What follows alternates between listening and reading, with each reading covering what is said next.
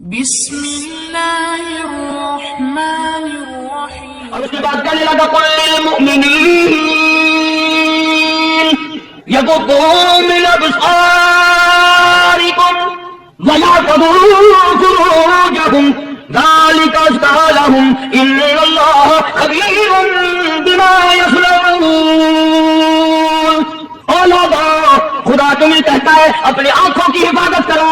اگر تمہاری نظریں غلط جگہ پڑی اپنی عزت کی حفاظت کرو, اپنی آبرو کی حفاظت کرو. اگر غلط نظریں پڑی غلط استعمال ہوئی ان اللہ خبیر بما یصنعون.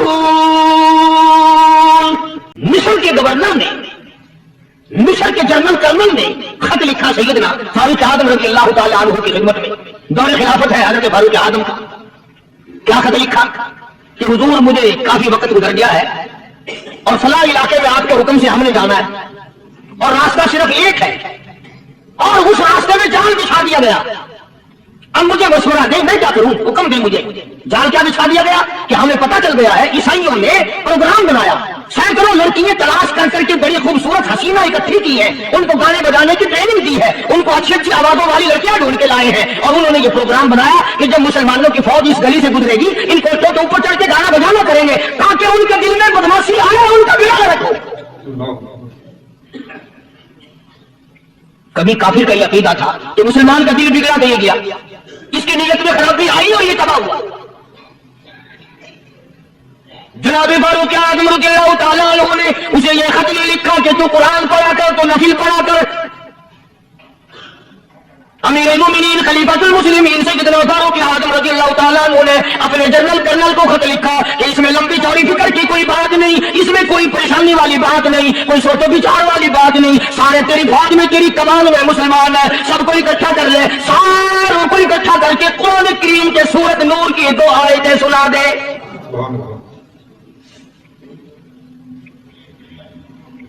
یہ بھی نہیں فرمایا کہ سزا سناؤ, کتنے کوڑے لگیں گے, جو خلاف کرے گا یوں قید ہوگی, یہ کورٹ مارشل کر دیا جائے گا, کچھ نہیں.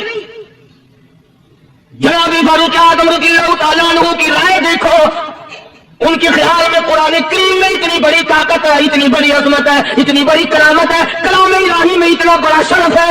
اعلان کر دیا, فرمایا اپنے کرنل کو ساری فوج کو لشکر کو اکٹھا کر کے قرآن کریم کی فلاں فلاں آیت سنا دے. اور اس کے بعد بے دھڑک فوج کو لشکر کو اسی راستے سے گزار کے لے جا, بے دھڑک لے جا. ہائے کبھی قرآن کی 2 آیتوں سے کام بن جاتا تھا, اب سارے قرآن سے میرا تیرا کام نہیں بنتا. چنانچہ مصر کے کرنل نے, مصر کے جنرل نے ساری فوج کو اکٹھا کر لیا. اس نے بھی یہ بات تو نہیں کہی کہ فاروق اعظم کو دوبارہ خط لکھتا کہ حضرت یہ تو 2 آیتیں آپ نے لکھی, یہ تو سارا قرآن روز پڑھتے ہیں, پر بنے گا کیا؟ جیسے فاروق اعظم کا یقین تھا, فاروق اعظم کی فوج کے کرنل کا بھی یقین ہے, فاروق اعظم کی فوج کے جنرل کا بھی یقین ہے. اس نے ساری فوج کو اکٹھا کیا, لشکر کو جمع کیا اور اس کے بعد کہنے لگا قل للمؤمنین یغضوا من ابصارکم ویحفظوا فروجہم ذلک ازکی لہم ان اللہ خبیر بما یصنعون. خدا تمہیں کہتا ہے اپنی آنکھوں کی حفاظت کرو.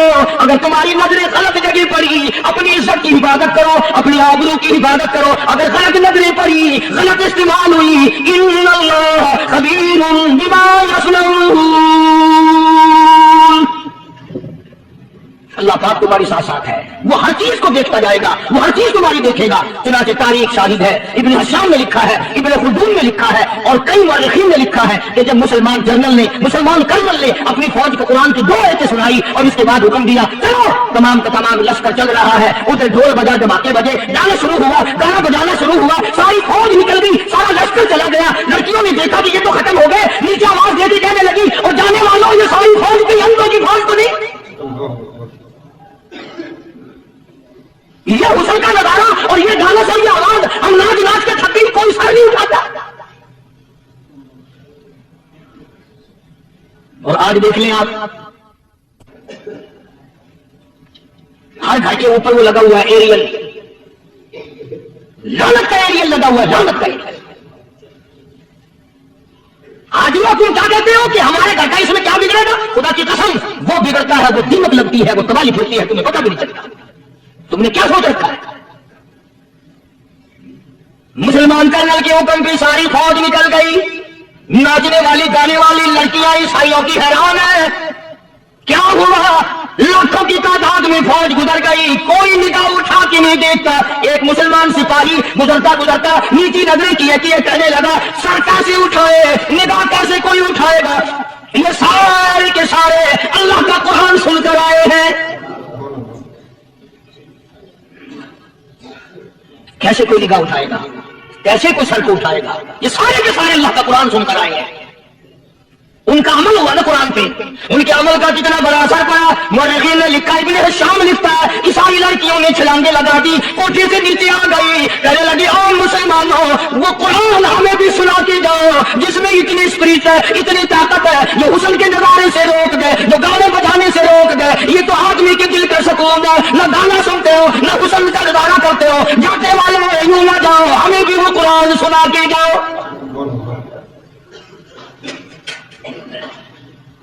اس قرآن میں کتنی بڑی طاقت ہے، وہ کتنی عظمت ہوگی، اس میں اس کلام میں کتنی برکت ہوگی، جس کلام میں یہ تاثیر ہے کہ وہ ایسی ایسی چیزوں سے روک دیتا ہے۔ چنانچہ ایک مسلمان سپاہی چلتا بھی جاتا ہے اور کہنے لگا وَقُلْ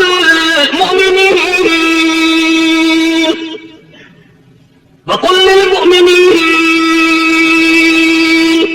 قرآن کی آج پڑھ کے سنائی، سینکڑوں نہیں بے شمار لڑکیاں ایک مسلمان کی زبان سے اللہ کا قرآن سن کے کہنے لگی اور جانے والوں چھوڑ کے نہ جاؤ، ہمیں بھی کلمہ پڑھاؤ۔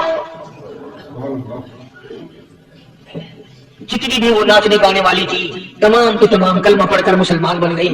اور مورخین نے لکھا ہے آخری دم تک قرآن کی شہدائی اور دیوانی بن کے گزری ہے۔ پھر وہ لڑکیاں جو رات دن حسن و جمال کا پیکر بنی رہتی تھی، علماء نے لکھا ہے جب موت آئی ایک ایک کے بدن میں کپڑے لباس میں موت آئی تو 50-50 ٹانکیں لگی ہوئی تھی۔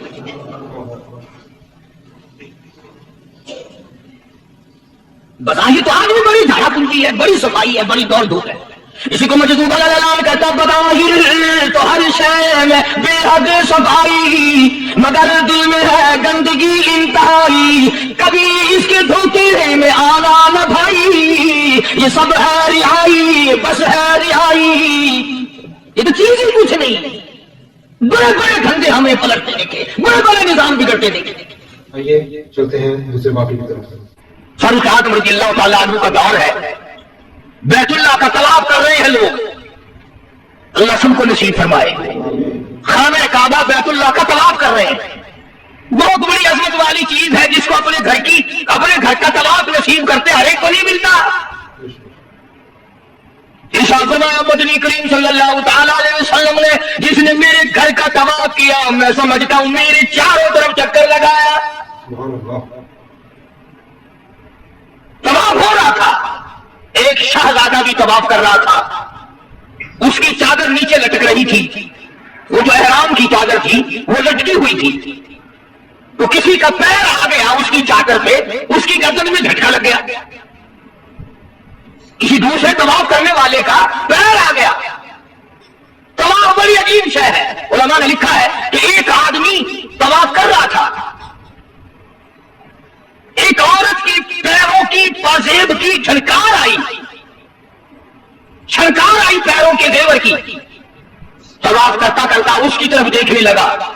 علماء نے لکھا ہے کہ رکن یمانی کے پاس سے بیت اللہ سے ایک ہاتھ نکلا اور زور سے منہ پہ تھپڑ مارا، طواف میرا کرتے ہو، دیدار غیر کا کرتے ہو، آنکھ نکل کے وہ جا چکا، طواف میرا کرتے ہو اور زیارت غیر کی کرتے ہو، آنکھ نکال دی، تھپڑ لگا۔ تو شہزادے کی چادر پہ جب کسی کا اچانک پیر آ گیا تو جھٹکا لگا اس کی گردن میں، اس نے جب مڑ کے دیکھا تو غریب آدمی نظر آیا، بدوی ایک دیہاتی، مارا زور سے تھپڑ اس کے منہ پہ شہزادے نے، اس کے دو دانت ٹوٹ گئے۔ تم نے میری چادر دبا دی، میری گردن میں جھٹکا لگ گیا، تم نے چادر دبائی میری۔ طواف ختم کر کے وہ دیہاتی جو تھا نوجوان بیچارہ غریب آدمی، اس نے جا کے فاروق اعظم کی یہاں فریاد کر دی کہ فلاں شہزادے نے تھپڑ مارا اور چادر پہ میرے پیر آ گیا تھا، خیر ارادی طور پر میں نے جان کے اس کی چادر پہ پاؤں رکھا، مجھے کیا فائدہ تھا، لیکن اسے تھپڑ مارا میرے دانت نکل گئے۔ وہ تو فاروق اعظم کا زمانہ تھا، تو آج کل کا دور تو تھا نہیں کہ اچھا بھائی کمیٹی بنائیں گے ایسی بھی جو تھپڑ مارنے والوں کو پوچھا کرے گی کہ تم نے تھپڑ کیوں مارا. بس وہ سب کمیٹی بنتی ہے، پھر آگے چلتی ہے، کام پورا نہیں ہوتا، وہ کمیٹی ختم ہو جاتی ہے.